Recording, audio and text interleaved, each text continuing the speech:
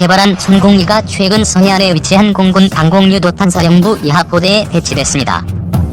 항공기 공격뿐만 아니라 탄도미사일에도 대응할 수 있는 무기체계가 전력화된 것입니다. 탄도미사일 요격체계는 전 세계적으로도 선진 몇 개국에서만 개발에 성공한 최첨단 유도무기 체계입니다. 천공2는 적항공기를 요격하는 천공을 기반으로 성능을 개량하는 프로젝트였기 때문에 개발 기간이나 비용, 기술 등이 크게 필요하지 않을 것으로 예상됐습니다. 그러나 항공기보다 작고 높은 고도에서 초음속으로 날아오는 탄도미사일을 요격하기 위해서는 전혀 다른 기술이 필요했습니다. 말이 성능 개량 버전이지 기존 천공과 천공2는 아예 다른 무기체계라는 얘기입니다. 국산 천공 개발 지대공 유도무기 세대 교체. 천공은 적항공기나 유도탄 등 이륙한 비행체를 파괴, 무력화하거나 공격력을 줄이기 위한 무기체계입니다. 한국판 패트리어트라고 불리는 이유입니다. 지대공 유도 무기체계는 여러 분야의 기술이 융복합돼야 하기 때문에 높은 기술 수준을 요구합니다. 1960년대 미국의 방공전력인 호크와 나이키를 들여와 쓰던 공군은 천공의 개발로 노후화한 무기의 운영유지 부담을 덜 수 있게 됐고 무기체계에 대한 신뢰성도 확보하게 됐습니다. 천공체계는 크게 교전 통제소와 타기능 레이더, 발사대, 유도탄으로 구성됩니다. 여기에는 단두, 신관, 탐색기, 레이더, 유도조종장치, 관성항법장치, 지형 수신기, 구동장치, 측추력기, 추진기관, 기체, 원격 측정장치 등 상당히 많은 구성품이 탑재되어 있습니다. 국방과학연구소 주관 개발 프로젝트였지만 LIGNX1 등 17개 업체와 관련 기관 1100여 명의 인력이 개발에 참여해 천공 개발에 몰두한 이유입니다. 초기 회전, 능동유도 등 신기술 적용. 천공의 가장 큰 특징은 공중으로 유도탄이 발사된 초기에 다시 방향을 틀어 목표물을 향해 비행하는 초기 회전 방식입니다. 유도판 옆면에 별도의 추진력을 내는 측추력기를 이용한 것으로 어느 선진국에서도 시도해본 적 없는 새로운 초기 회전 방식입니다. 보통 측추력기는 유도 조종의 마지막에 사용됩니다. 이 같은 초기 회전 방식으로 천공 발사대 내에는 화염 처리 장치가 없습니다. 유도탄이 발사대에서 날아오른 뒤 공중에서 추진기관을 점화시키는 쿨드런칭 방식으로 발사되기 때문입니다. 게다가 수직 발사 방식을 채택하고 있어 경사 발사 방식처럼 표적 방향으로 발사대를 틀 필요도 없습니다. 적기 행체가 어느 방향으로 침투하더라도 발사대 방향을 바꿀 필요 없이 신속하게 요격이 가능하다는 얘기입니다. 발사된 유도탄은 관성항법 유도 방식을 통해 미리 계산한 예상 명중점을 향해 비행합니다. 비행 중에는 유도탄 탐색기를 통해 표적을 추적합니다. 능동유도 방식이 적용돼 있다는 얘기입니다. 능동유도 방식은 목표물의 탐지, 추적을 지상에 있는 레이더와 함께하는 반능동유도 방식보다 상대적으로 더 빠르게 표적의 움직임에 대응할 수 있고 보다 정밀한 추적이 가능합니다. 유도탄이 표적에 접근하면 근접 신관이 가장 효과적인 시점에 탄두를 폭파시켜 표적을 격파합니다.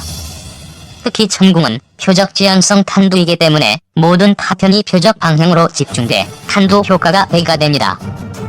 일반적인 지대공 유도탄 탄두의 파편이 360도 방향으로 균일하게 분산되는 것과는 다른 것입니다. 천공 성능 개량, 높고 빠른 탄도탄까지 격추. 그러나 이번에 전력화된 천공2는 기존 천공의 탄도탄 요격 기능을 추가하는 수준에서 그친 게 아니라 전체적으로 향상된 기술이 적용돼 있습니다. 우선 요격 가능 구간까지 빠르게 도달시키기 위해 유도탄 모양을 바꿨습니다. 로켓 추진 기관의 크기를 키우고 추력도 늘렸기 때문입니다. 또 탄도미사일을 요격하는 마지막 종말 유도 단계에서 궤적을 보정하기 위해 측추력기를 추가했습니다. 기체 재질의 내열성도 강화했다고 합니다. 이같이 형상이 변하면서 통합 제어 기술이 더 어렵고 복잡해졌다는 게 연구진 설명입니다. 특히 천공2는 기존 천공과는 다르게 표적을 직격해 무력화하는 무기체계입니다. 이에 따라 고에너지 파편 탄두를 탑재하고 있습니다. 탐색기 역시 천공과 구성품은 같지만 구조와 방식이 전혀 다릅니다. 마하의 속도로 날아오는 탄도미사일에 대한 응답 속도를 높이기 위해 엔진 전체가 움직여서 추력 방향을 변경하는 직거동 긴발 구조를 적용한 것입니다. 이와 함께 천공2의 통제소는 공군 중앙방공통제소와 탄도탄 작전통제소와 연동해 탄도미사일 요격을 위한 정보를 수집합니다. 또 천궁 유도탄뿐만 아니라 기존 천궁 유도탄도 함께 운용할 수 있도록 핵탄도탄 및 항공기 교전을 동시에 수행할 수 있습니다. 게다가 패트리어 통제소 등과도 데이터 링크로 연동해 작전을 수행할 수 있기 때문에 보다 효율적인 다층 방어 작전을 가능케 합니다. 이번 천궁2는 2012년부터 국방과학연구소 주관으로 개발해 다수의 시험 발사에서 100% 명중률을 기록했습니다. 2017년 6월 전투용 적합 판정을 받은 이후 현재 양산이 이루어지고 있습니다. 중거리지대 공유도 무기인 천궁2는 현재 개발 중인 또 다른 국산 지대 공유도 무기와 함께 한국형 미사일 방어체계의 핵심적인 역할을 할 것입니다. 이달 들어 해상 요격 미사일 등 북겨냥한 시험 잇따라 공개. 우리 공군 F-35E, F-15K도 투하할 수 있는 전술의 폭탄 B-61-12가 지하벙커 속의 김정은이 가장 두려워할 존재. 미국이 이달 들어 이례적으로 해상 요격 미사일, 최신형 전술의 폭탄 등 북 ICBM을 요격하거나 북 핵시설, 지하벙커 등을 정밀 타격할 수 있는 신무기 시험들을 잇따라 실시하거나 뒤늦게 공개하고 있다. SM-3 블록2A 요격 미사일의 첫 ICBM 해상 요격 시험 성공, F-35E 스텔스기의 첫 B-61-12 전술핵 폭탄 투하 시험, B-1 전략 폭격기의 장거리 공대지 미사일 외부 장착 모습 등이 그것이다.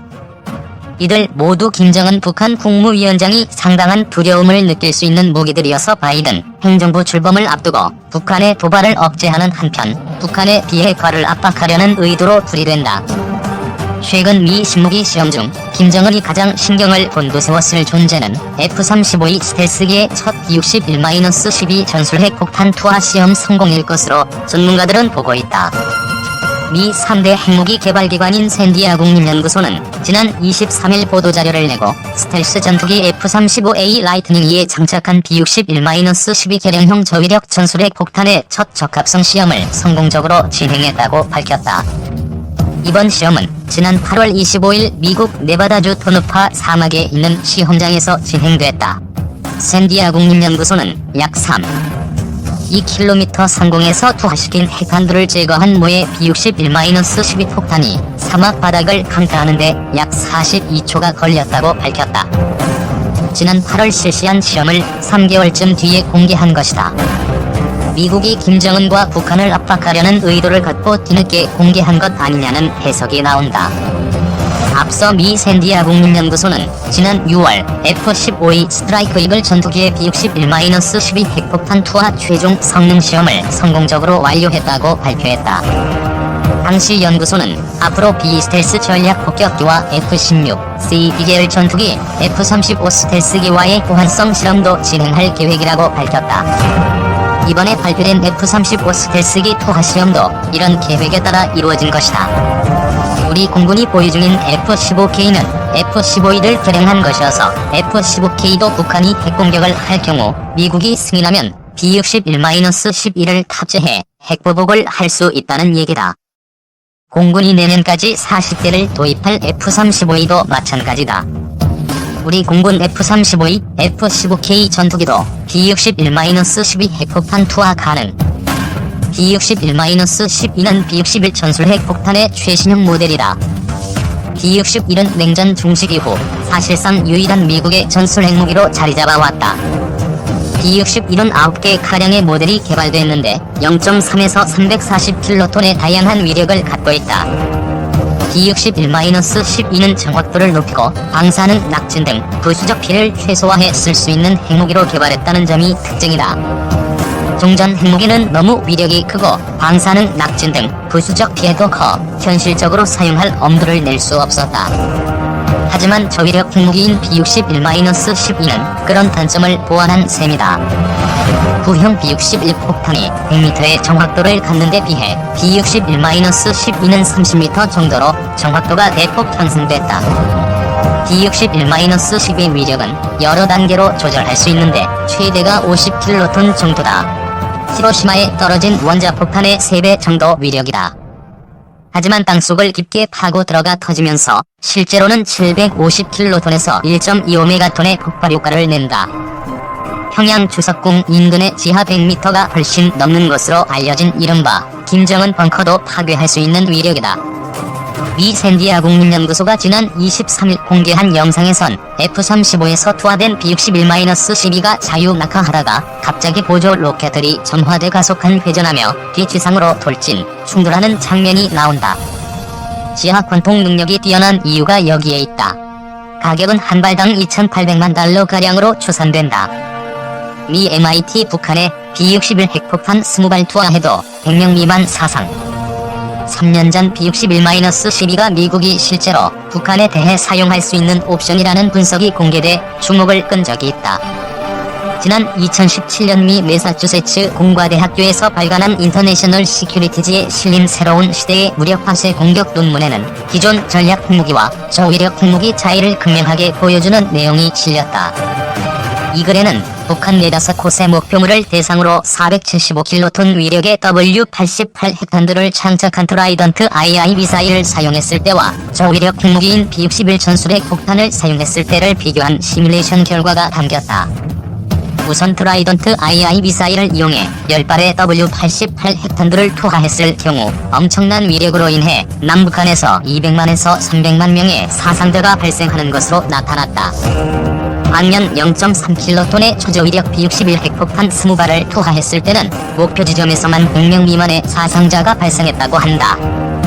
훨씬 적은 보수적인 피해로 인해 미국이 실제 사용할 수 있는 가능성이 높아졌다는 얘기다.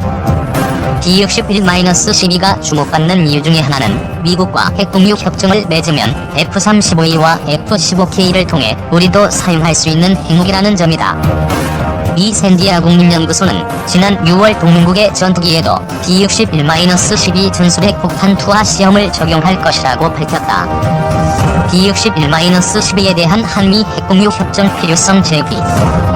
이는 미국과 핵무기 공유 협정을 맺고 있는 북대서양조약기구 5개 회원국을 염두에 둔 것으로 풀이됐다. 미국은 이들 5개 회원국 6개 기지에 150에서 200여 발의 B-61 계열 핵폭탄을 배치한 것으로 알려져 있다. 일각에서는 북한의 핵무력 증강에 대응해 미국의 전술 핵무기 한반도 재배치를 주장하고 있지만 현재의 미국 정책하에선 실현 불가능한 옵션이라는 분석이 지배적이다. 이에 따라 한미 핵공유 협정을 통해 우리 전투기들도 유사시 B-61-12 전술핵 폭탄을 투하할 수 있도록 하자는 것이 대안으로 부상하고 있는 것이다. 핵공유 협정이 이루어질 경우 평상시엔 우리 공군의 F-35A나 F-15K는 미괌이나 하와이에 가 B-61-12 모의 핵탄두 투하 훈련을 할 가능성도 제기된다. 지난 11월 16일 하와이 인근의 이지스함에서 SM-3 블록 EA 요격 미사일이 발사되고 있다. 지난 17일 실시된 SM-3 블록 EA 요격 미사일의 첫 ICBM 해상 요격 시험 성공도 중국보다는 김정은과 북한을 압박하는 메시지로 풀이된다. 미국 미사일 방어청은 지난 17일 ICBM을 이지스함에서 쏘아올린 요격 미사일로 격추하는 시험에 처음으로